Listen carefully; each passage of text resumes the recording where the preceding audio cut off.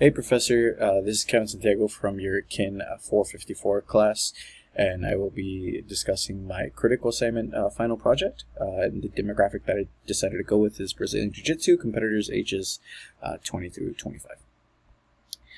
So Brazilian Jiu-Jitsu is a combat sports. It's individual combat sport, but it does require team and coaching support. And it emphasizes control of the opponent's limbs and grappling, as well as submissions. You win through these submissions or through the point-based system. An athlete typically trains anywhere between 3 to 6 times a week, just depending on availability, accessibility, and affordability. And then they compete anywhere between 2 to 6 times a year, again, just depending on all those other those mentioned variables. Individuals in this demographic must balance work, school, family, and relationships, as well as the physical and mental complexities that the sport demands. And then one of the reasons why I chose this demographic was because of personal participation in sport. I'm surrounded by these individuals whenever I go train, and I always just found it fascinating. The environmental influences. First, I will talk about the physical environment. Jiu-Jitsu is a very physically demanding sport, whether it's in training or competitions. It's a lot of very high-intensity drilling, sparring, depending on the sparring partner. Conditioning and weight management or cutting can play a big role in competitions. Social environment, coaches and teammates will have a heavy influence on the environment that the gym has. There are very ego-driven environments where there's heavy competition within the gym, and athletes will, often compete versus one another to see who's the better athlete at the school, versus coaches and teams that have a very task-oriented environment. Well, they will encourage technique and personal development versus being better than one another. And a lot of that is shown through just the feedback that everyone gives each other, which can bring some confidence in the athletes. It can bring motivation and consistency. And then family culture. Family culture, if positive, can help ease stress through financial assistance and encouragement. So all that can help promote long-term commitment to the sport versus having a negative family culture environment that where families, give a lot of slack to the athlete or demand a lot from the individual. So now we'll be discussing motivation, stress and anxiety, feedback, and reinforcement. For motivation, like I mentioned before, a task-oriented environment will encourage personal development, technique development, effort and commitment to the sport will be a result of this. Coaches should prioritize technique development over winning competitions over one another. Stress and anxiety. There are internal stressors and external stressors. Internal stressors can be things such as upcoming tournaments, fear of not representing their gym well or their coach well, and a lot of self-doubts.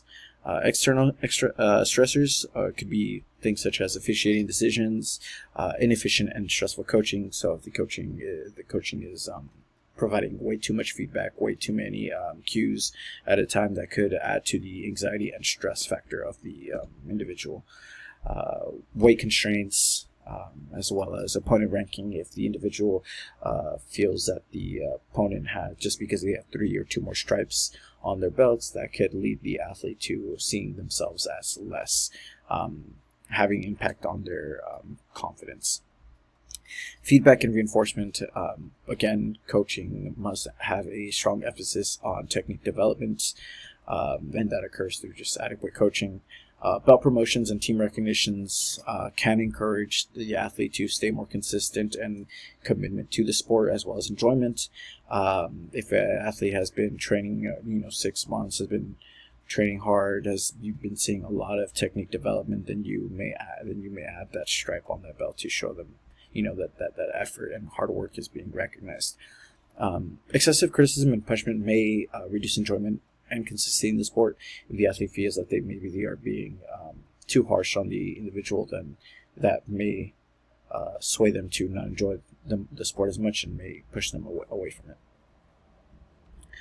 So my performance goals and strategies section. For the performance goals, I decided to go with short term. I want my athlete to increase takedown success rate from 15% to 30% within the next 2 months. It's a little difficult to gauge that, but it's possible. And the strategy that I'm going to implement here is I want the athlete to stay 10 minutes after class 2 times a week to drill the preferred takedown. And as a coach, I would provide feedback.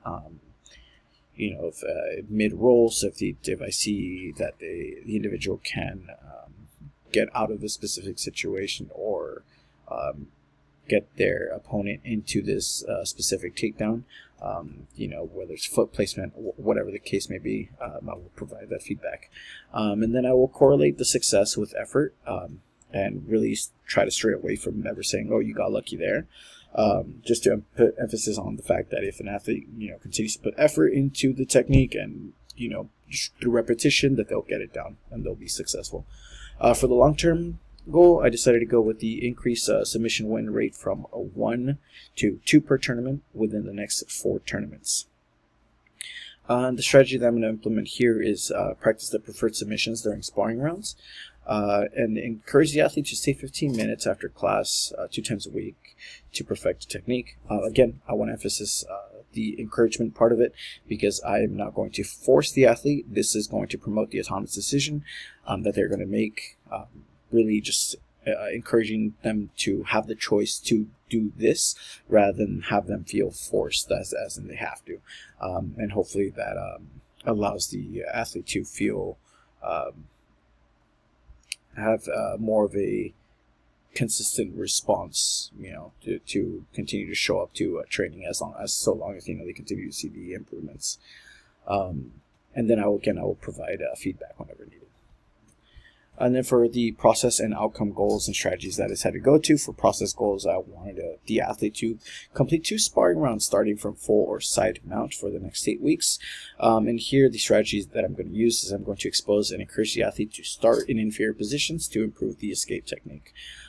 During this, I will be providing the proper feedback and encouragements during the sparrings.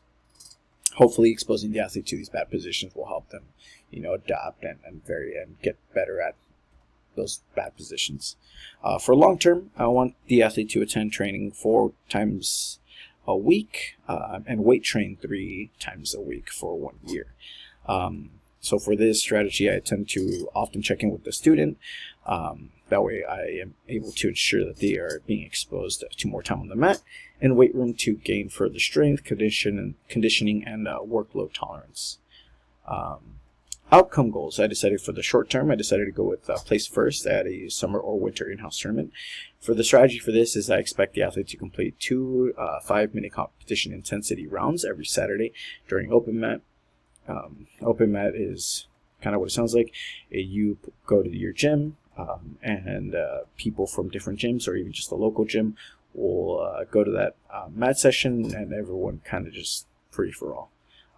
You pick someone or they pick you and you guys just spar for 8 minutes, 5-minute rounds, 2-minute rounds, whatever the individuals decide to go with. For the long-term goal, I decided to have the athlete place top 2 to earn a medal at IBJJF Worlds. The strategy here is I want them to compete in 3 different North County in-house tournaments. So this will encourage the athlete to really expose himself to a diverse competition. Again, many open mats from different gyms show up to one of those gyms, and you see a variety of competition, being exposed to different techniques, different submissions, and hopefully that will help the athlete adapt their techniques. Some biblical connections to this course I found is that one of the biggest ones is just being able to serve others and help others. As coaches, we need to share the knowledge that we have gained over the years and use the gift that God has given us to serve others. create a task-oriented environment, and really stray away from ego-oriented goals, focusing on professional, personal, and athletic development, and then assist athletes in conquering challenges and obstacles that they may face. And then the other one that I really found heavily connected to this class was perseverance. Jiu-Jitsu is a sport that requires significant perseverance and effort, as well as the autonomous decision to continue to show up to class or competitions, just because of the physical and mental complexities that the sport does require. And we can often refer to our faith and trust in the Lord to assist us during difficult times, such as injuries, financial difficulties, families, and so many other barriers or obstacles that we may face. And then a few takeaways from this class. One of them was the imagery section of this class. I am an athlete that has had difficulties addressing anxiety in whether it's competition or sports, and has often resulted in negative performances on my end. And I found that perhaps implementing the imagery script that we worked on can help me really identify the anxiety and see it more as an excitement for the match, this competition, whatever the case may be, versus seeing it as a something to be scared of, or fear failure, I should say. And then for the other one was recognizing task-oriented environments as better for myself and likely the individuals that I will work with versus ego-oriented goals and environments. I want to place an emphasis on my athletes' hard work, personal development, technique development, versus chasing a medal or being the best one at the at our local gym, or the one that's quote unquote the best player on our team. And hopefully those things can help enable commitment and enjoyment of the sport that each individual decides to partake in. And these are my references, all 7 of them, and thank you.